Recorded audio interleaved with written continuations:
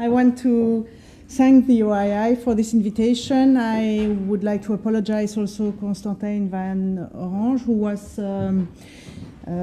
supposed to be here, but I have to say that it's a pleasure for me to have this opportunity to address this audience and test a few ideas I'd like to share with you. I'm a newcomer in DG INFSO. I joined DG INFSO last February to help Robert Madeline and then Nelly Cruz and to really push the societal dimension of the DAE, Digital Agenda for Europe. We all know that the ancestor of this ICT policy at EU level have its roots, I would say, in technological development, but we are aware, and partly thanks to your work, that indeed the deployment of internet and the consequence of the rollout of the network are really wide-ranging and fully societal. So I think that we took the measure as an institution of the real societal pervasiveness of this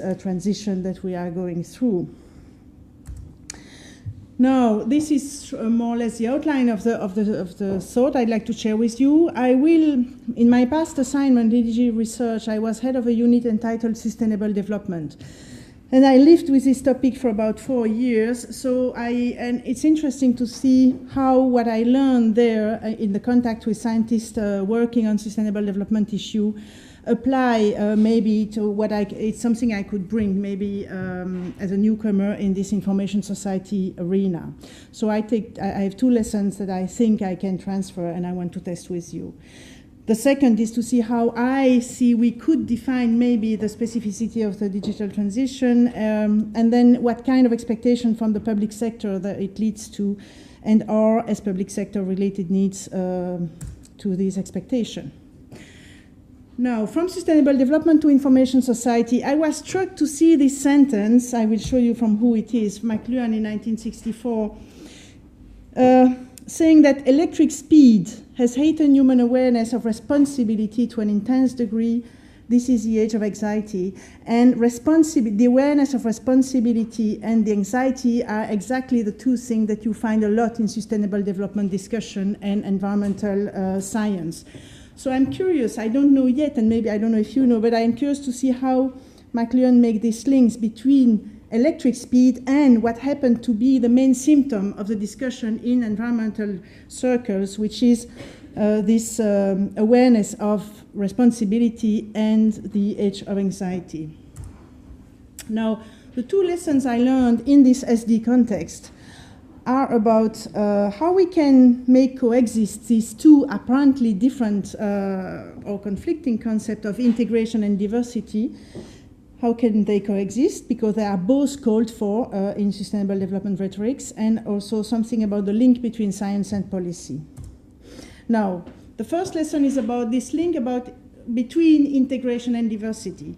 We hear a lot in sustainable development that we need to integrate the different pillars, we need to integrate the different disciplines. Often the diagnostic is that the problem is that in fact we have disciplinary silos, all these things. You see what I'm speaking about. And so the hope, the implicit solution would be that if we had an integrated policy making or an holistic knowledge, we would not have a problem of sustainability.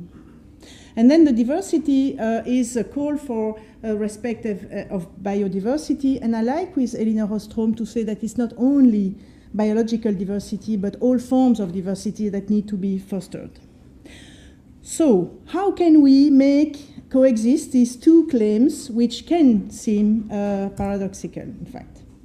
It comes that, before I go that, in fact, there are sort of 2 conditions that we have to apply to, on the one hand, the self, the relation with the self, which is how do we act, how do we behave in our identity mechanism, and how do we act or how do we behave with the relationship to the other. If the identity mechanisms are exclusive and dismissive, and the engagement with other is based on this aggressive attitude and defensiveness, then in fact, integration and diversity cannot coexist. They are necessarily conflicting. because they can only, integration can only be reached at the expense of diversity, or the other way around, diversity can only be protected if we totally ignore the rest of us. So, and this applies to not only between persons, but between nations, or between scientific discipline, or between scientists and non-scientists, scientists and policymakers, whatever. On the other hand, if we have identity mechanisms which are based on inclusiveness and confidence, and the engagement with the other based on curiosity, then of course you can have both integration and diversity, and this is where I come to information society world, then in fact it's nothing else than what we are calling for openness and interoperability. So that's one, I would say, one path from sustainable development to information society. Now, the second lesson is about the relationship between science and policy. What I took from that is that knowledge is not, there are different types of knowledge. You have different bodies of knowledge, so these are the disciplinary bodies of knowledge, and discipline can change. There is a living, the disciplinary boundaries are a living thing, so they are not static, of course. But so one level is this body of knowledge, coherent knowledge, where it's easy to speak and make the knowledge corpus grow. Then you have the linkage between all these bodies of knowledge, and then the third level is a mental frame on which all this is taking place. So it's not just a sort of an objective knowledge link with a reality, but you have all these different levels of knowledge. And this, in fact, leads to the recognition that there is no trivial link from knowledge to action. It's not as if when you know, you can. And often the relationship between science and policy is based on this assumption, which is more or less a sort of utopia of omniscience and omnipotence, that if you know what needs to be done, then it's enough to do it. And often I've seen scientists claiming that, okay, if only policymakers knew what they knew, or if only that the problem lie there. And I think that's a fallacy that we have to try to keep away from, so that the interaction between policy and science is really at its best. So because science and policy, we often say we need to bridge the gap. And that's another thing you hear in sustainability circle. The problem is untapped potential of knowledge, that it is the fact that there is a gap between science and policy. And there I think we have to pay attention to the fact that we need a certain gap because science and policy are different activities. And in policy, we very well know that we are not in laboratory conditions. Also, we have to enhance the learning abilities and the collective learning and experimentation and pilot things, but we are not in a laboratory setting, so to speak. We cannot jump over our shadow. And in policy circle, we have to manage collectively that we cannot jump over our shadow. So is that what we address when speaking about complexity is a question I wonder. Here we have this sort of, sometimes I think we have the wish, or that like Archimedes said, give me a point and I will lift the earth. Sometimes when we approach policy issue from a knowledge point of view or a scientist point of view, we are hoping for such a posture from which we could lift the earth or make advancements without taking into account that we are in fact embedded in the situation and cannot get out of it. So there is a conflict of perspective between the sort of necessarily external objective point of view standpoint that the scientists take and the necessarily embedded standpoint of the policymaker. And the discussion between the two is not easy. So, in fact, the bridging the gap is the right expression in English because a gap doesn't fill the gap. So I would say bridging the gap is okay, filling the gap not as good. And in French, when we translate bridging the gap, we say combler le fossé. And this, I would claim, is definitely not what we are aiming at or should be aiming at. Now, enough for this link between sustainability and information society. Now, how would I define, and I recognize this is quite daring in front of such an audience, but this is, how can we see from outside precisely what this digital transition is about? I think we are living really 3 tectonic mental shifts before anything else. The first one is the blurring of this distinction between human, artifact, and nature, and I could have added animal there, and with Donna Haraway with the Cyborg Manifesto has been, I think, the precursor of this, but the blurring nature of this distinction, which is a fundamental distinction with which we are used to think. So that's why I speak about a mental shift. I think that we will need to redesign the concept with which we grasp the new reality, because this sort of tripartition where you have human, objects, and nature really goes away. The fact that in information we switch from scarcity to abundance, and that also impacts on the fact that it goes together with the fact that the encyclopedic attitude has to be abandoned in a way. We all know we will never be on top of things totally. We cannot be anymore. But I think we still have somewhere in our head this trace of the Enlightenment period and Diderot and all that, where we would dream to be in full knowledge of what is to be known about a situation. But in fact, we now, and the data mining expression is good about that, because we are necessarily in a mine, and the whole cannot be grasped, but we start from a position where we have to create order and knowledge from an abundance rather than from a scarcity point of view. And these links between reality, virtuality, this distinction, which also was since with Plato and this ID versus La Caverne, and all this basic distinction that we have built upon is going away with the seamlessness between now reality and virtuality thanks to ICT deployment. Now, these issues have been addressed in philosophy since 1 or 2 centuries, but now with ICT deployment, they become a fact of life, and then also a fact of politics. And I think that this is what matters, because of course, there's the fact that there is no clear-cut difference between reality and virtuality is something that philosophers have addressed, philosophy of language, or this has been addressed in philosophy, but it was not. It was sort of, yes, it could remain in a philosophical thinking. Now it's really coming into the air.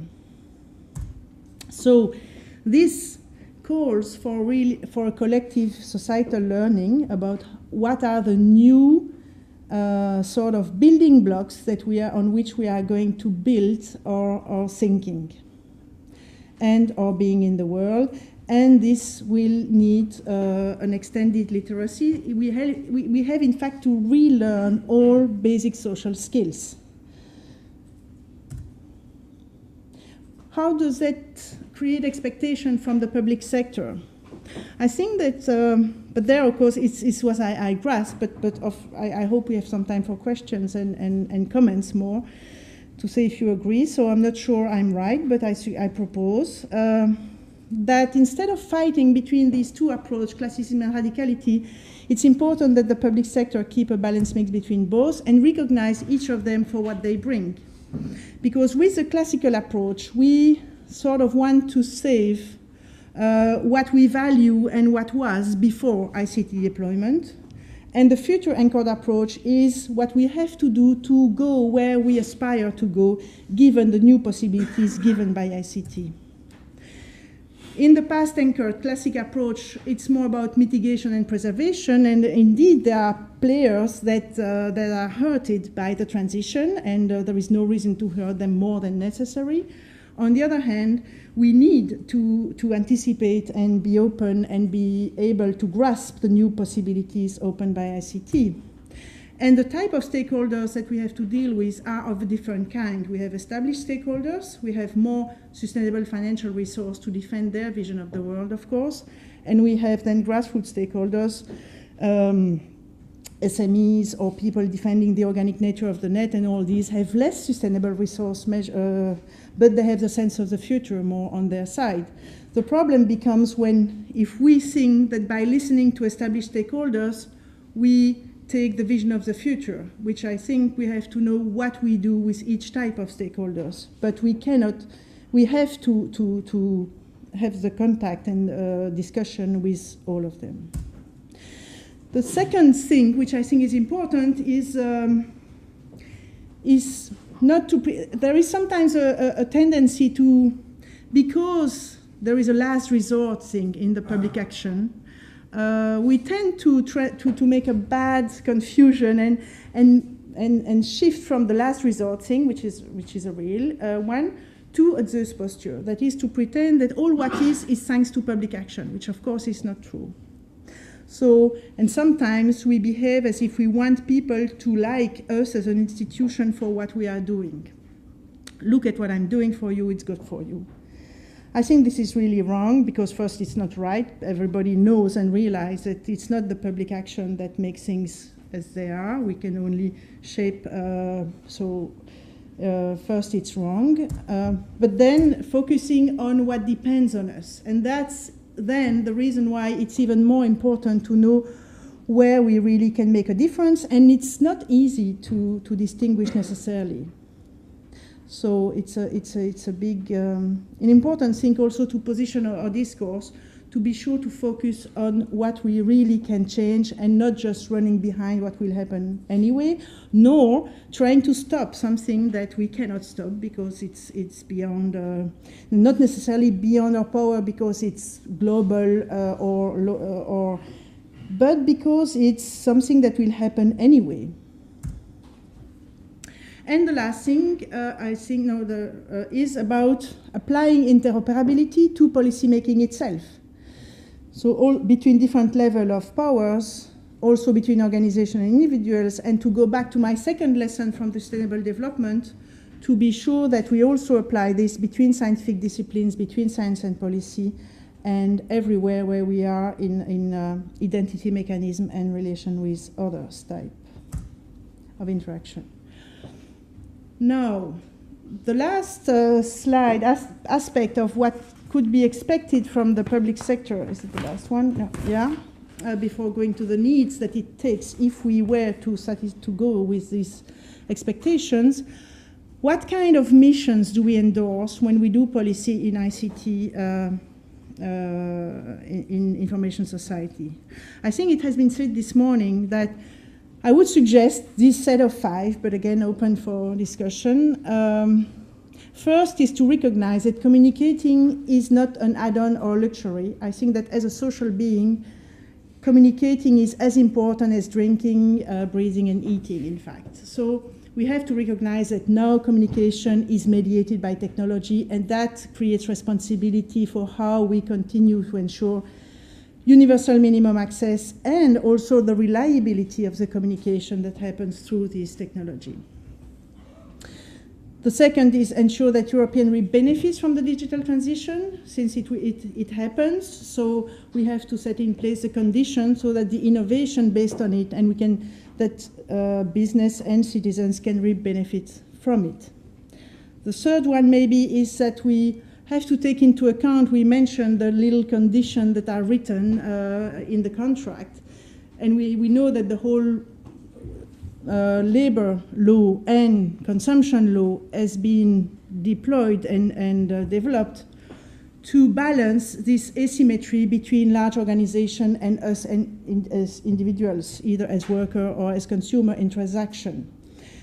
And we may have to think in some time about, do we as individuals need to be sort of protected so that to avoid that all our free time would be swallowed by making consumer choice, comparing tariff, reading all the conditions. And so this flip the default issue is what is opt-in, what is opt-out, because we may, as citizens, there have sort of general preferences.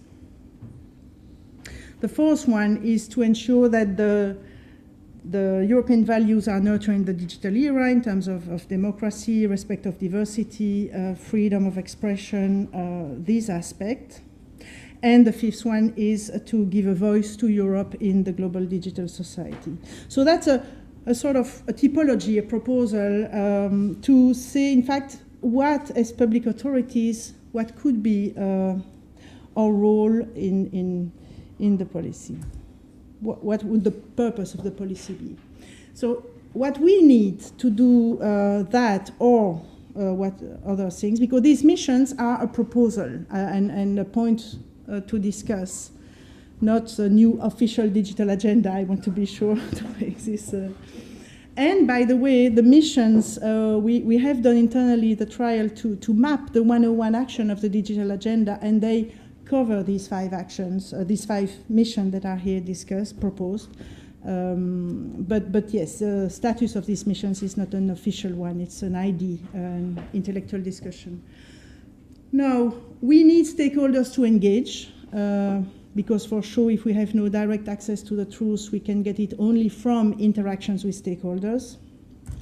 And I think it is important to keep in mind in this type of meeting, we need what I call digital social science to understand and sustain a smart synthesis, smart not being through Internet of Things, but through our brain, you're smart in that sense. Because when you hear a lot of different stakeholders, you need then to make sense of all these signals. And I think that digital social scientist is really important for us maker to understand to really help us frame the issue in a sense. So as digital social scientists, I really encourage you not only to position yourself as an academic community requesting more means to operate and to have your money for research, which I think also is a legitimate thing. And this I would call is a stakeholder asking money and claiming that the activity is useful for society, which is true and has to be heard.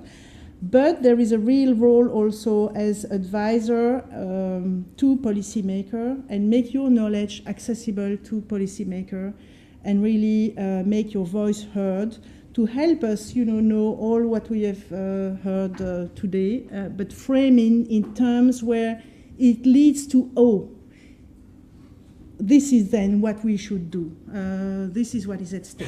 And I think that this translation from an academic publication to making it a political challenge and framing the debate and showing us where are the big things we have to focus on is really something which is important and is to be expected by digital social scientists.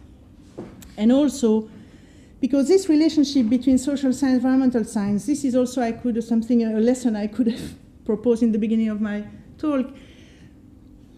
Often, engineers and exact scientists, I started to be educated as an engineer, but I ended up studying philosophy, so I have sort of both culture. And I think that often engineers call social scientists, this was what happened in the environmental sphere, as firemen. They feel they have identified a fire and we are entering the Anthropocene, there is a problem with human action, we are spoiling the planet, please help us make people behave as they should. So I call this a call as a fireman. But this is one mode. The other mode is an engineering mode. Please help us make society behave as we think it should behave. So please help me make the machine and tell them, okay, but we need, and I think social scientists have to fight to keep their own, legitimacy, or they being in the driving seat, not acting on answering a request from someone else, but bringing in the policy circle the voice of what we all as citizens expect, and also contradict some things. The fact, for example, that I think yes, technological change is something that is quick, but human nature doesn't change so quickly, for example. It was said in the work group where I was, and I think it's true. And for example, the way communities and people uptake all the ICT, sometimes I have the image that, you know, when a ship sinks, yeah, that is a sad moment, of course, but then when it's in the bottom of the sea, there is a lot of things happen around this, l'épave, how is around this object, and there is a new beauty in it, in a sense. And okay, if we can forget the fact that the injury about the thing, but then maybe ICT is a little bit, when there is an uptake, there is all these processes that go around, and what happens is not what anybody before has necessarily foreseen. So we also need digital social science to feed back what people are doing with this ICT tool, and not just helping engineers or policymakers to reach where they want to reach. So force this sort of voice of the fact that society is not a passive body. And I feel the problem is that maybe in the scientific endeavor, we tend to have this approach to our object, which is a passive one. The object needs to be manipulated, understood, cracked, so to speak. And with society, it cannot work like this. We need to hear the fact that society is really a living body. And yes, again, digital social science is important to show the limit of the manipulation and to tell us, okay, this is the big thing that needs to be taken into account, and resist to manipulation, and will survive. Now, just I was wondering, and I want again to submit it to you for an opinion. What do you think about aiming at making portable device as a truly intimate part of ourselves? After all, that's what they are, listening to McLuhan. And I was thinking of something like, if someone steal my portable device or my cell phone, that I could, from a distance, have a kill chip, so to speak, something that make it not just erase my data, which is possible now, but really make it a dead thing. I think that's a challenge where policymaker technologies could get along together, and that would dry out both the motivation for stealing them and the fear of having them stolen, so that induce a great level of security and could be maybe a common endeavor. Now, a very concrete invitation. It's my colleague Fabrizio Sestini that asked me to make a call for this meeting in Brussels on the 9th of September. It will be a debate just a day before Paradiso event, before or after, but it's back-to-back with it.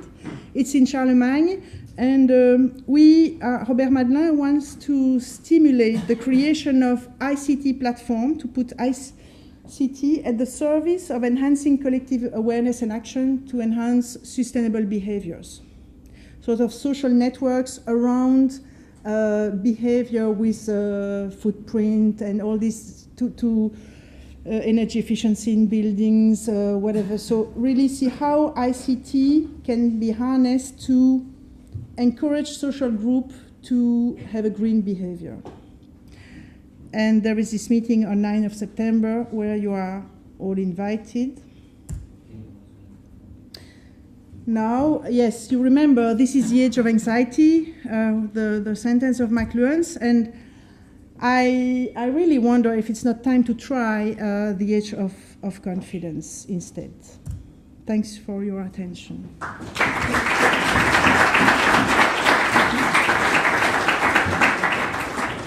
well, let's take a few minutes to ask any questions. Thank you very much, Nicole, for that very interesting speaking. We got microphones over here. Yes, in the back, gentlemen.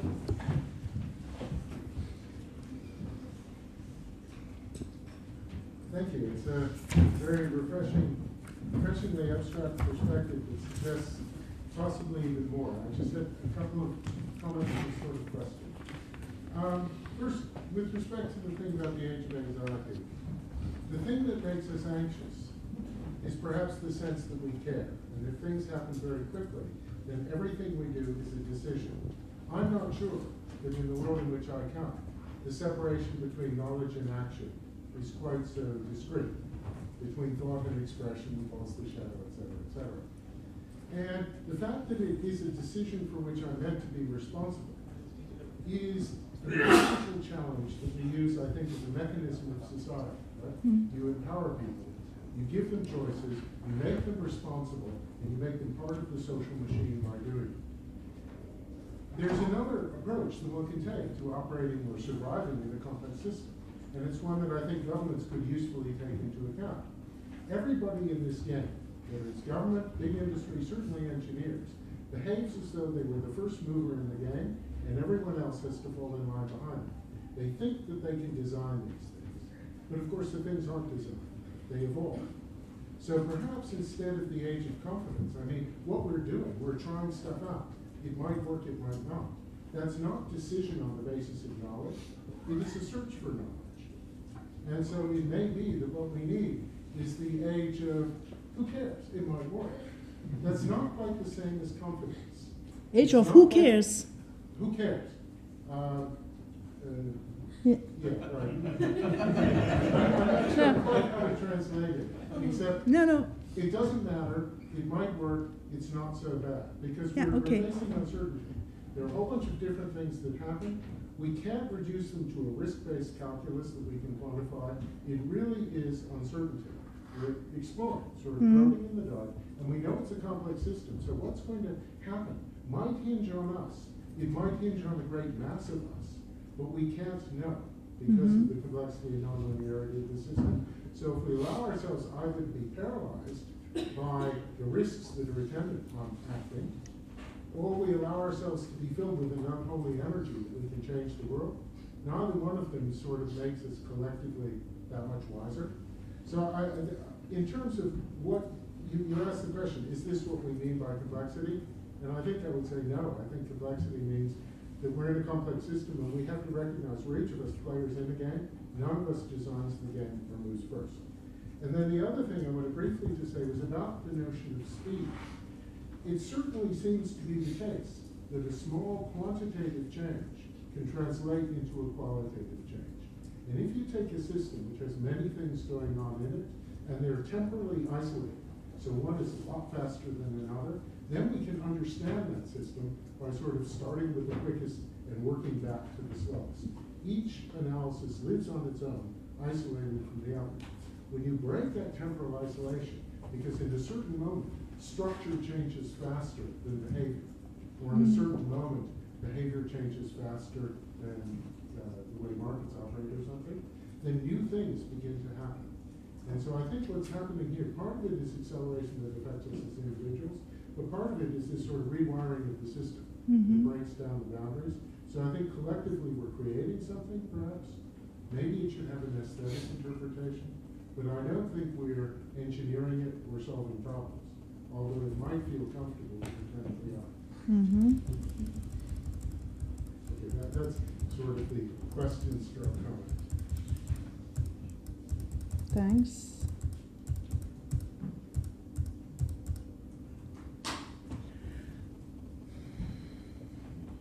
I don't know. That's the only question? Yeah. If you wanted it to be a question. Yeah, no. I didn't know if there was no. First, it's more than a question, so I take it. It's just that when we think about the golden age, in fact, we are torn apart between having the feeling that it was better before, and also with this whole discourse about innovation, that the future is to come. So we are also between these two things. And I would just say that the complex things, for me, that now, because the artifacts are intricated with nature, that in fact the mixed artifact plus nature is really what we used to call nature before. So I would say that we have to sort of transpose ourselves, and when it was only nature, it wasn't good because we made it. I mean, we appeared in it. And there wouldn't be I like Hannah Arendt when she says that philosophers always said that we have to be astonished. The start of philosophy is to be astonished and émerveillé and wonder in a positive sense. And she says we should also have the same positive wonder about the fact that the plurality is. And I think that's what I call by confidence, is being confident that there are feedback loop. If the system in itself was had no negative feedback, we wouldn't be there discussing anymore. So there's no reason to think that it will not. It's just a Paris de Pascal sort of thing. It's just to say that, okay, I think that it's not to say that we are not responsible of anything, but we are not responsible of the whole. That's what I would say. Again, an in-between thing. Other question or comment? Yes. Sorry, your name? Jonathan. I'm with Jonathan in this camp, which is I've heard the presentation from the EU, and it just says control. We like control. We want to orchestrate what's going to happen at the game. I like this view of the world, which says, actually, you don't control the game. You've got no hope of controlling the game. I don't like the idea of EU just being contributor. I want to see you at the front driving it. I want to see us making mistakes to get involved. This is a very nice view of making it complex. There's actually, what are the things you're going to really do to make the game change and actually make us make mistakes to move us forward? I haven't heard anything that says what you're going to do. Indeed. Here, in this presentation, I really want to share with you and test this view, which is not. I didn't present, what we are going to do in 2012 and the cloud computing, the privacy review of privacy. This because first I thought that you knew much better than me, being new in this business, what it's about, and I didn't. Indeed, this speech is not what we are doing for the next year. So this is clearly not what it was. Yeah. It's just that I wanted to share with you. I thought in a sort of this kind of academic meeting, no, maybe not academic meeting, but I thought that the purpose of this meeting allowed me this type of approach. But I apologize for not having given the other one. Okay. I've got one quick question that ties what you said back to what Bill said this morning, Bill Dutton, because he was talking about this sort of emerging internet culture that spanned the globe in his data. And you had this point up that's part of the digital agenda about European values being embedded in the future developments. So is what Bill was talking about different than what you say when you mean European values? Are they the same? I mean, how do those things fit together toward what we're seeing in the data Bill presented? No, for me, it's not different. This is to say that this could be the uptake, because the point was, how can we, as public body, is it right to, when we say every European digital, as Nelly Cruz says, is this enough to, aren't people expecting more to know, okay, what are we striving for? For example, the debate between openness of the net, we have the net neutrality, the openness, but on the other hand, we know that there are other forces. So are we explicit enough about what we are striving for and the principle? And the principle are in the text, but maybe we should also have in our communication come to a point where we say, okay, these are the principles we are striving for, and this is what we do to. So this, if we adopted a set of principles like these missions, but that's again only a proposal, that would help us transform conflicting interests, zero-sum game, trade-off, into more an assessment, a compass, so to speak. And so that we should justify that in terms of having an impact assessment with a lot of different objectives, that we say, okay, are we progressing at least on one of the mission without going backward on any of the other? It's sort of set the context for a constraint optimization instead of letting us with a sort of a list of key KPIs Voilà, so that is what I'm trying out to see, would it add value or not in our communication if we had something like that. But that's experimentation. So. One question down here.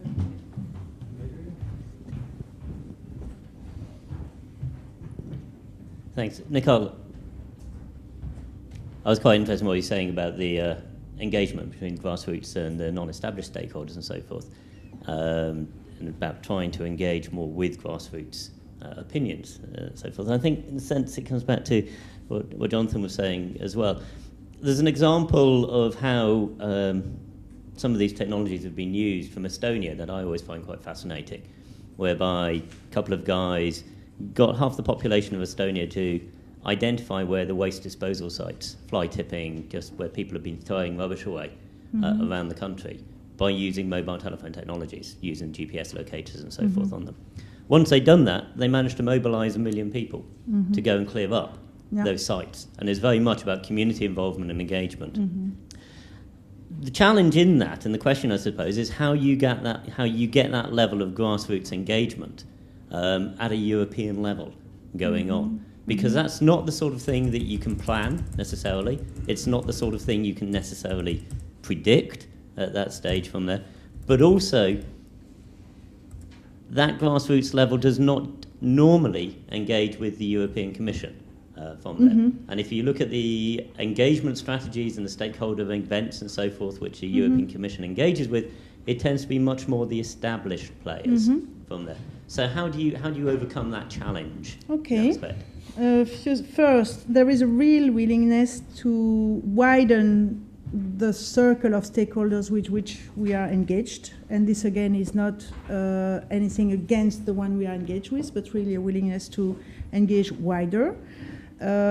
Second, on this ICT4, indeed, I think also that is something considering how ICT can add value to citizens is something that we I think that we are doing quite explicitly and quite well. And this, I come back to that because this is exactly what we hope to set up is something that would allow more of what you say. Now, it is also true that it's good that things like that happen without necessarily the EU to be involved. I think we should not also fall in the point where we consider that if something happens without us, it's a failure of us. No, I think it's good that something's happened.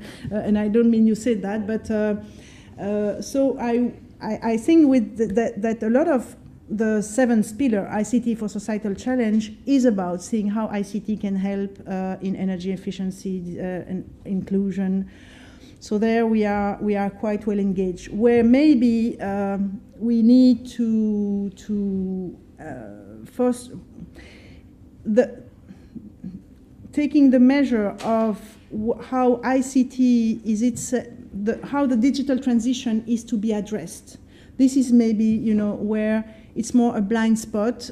We deal with it with privacy, with this is indeed done, but in a piecemeal way, maybe more. ICT for Societal Challenge is recognized, but digital transition has an impact, and also because this has wide-ranging, exactly as what said this morning, the whole Commission is working on that. The Privacy Directive is led by Just, the IPR issue is with DG Markt, so the digital transition is so pervasive that AFSO is not the owner of this, and that shows very well that the measure is taken, that it goes beyond. But still there is a challenge that engaging with wider stakeholder circle will also request that we are able to hear them and make sure that they do not exhaust their resource in speaking to us and us not hearing them. So this is something we have to pay attention to. Okay, well, join me in thanking Nicole again.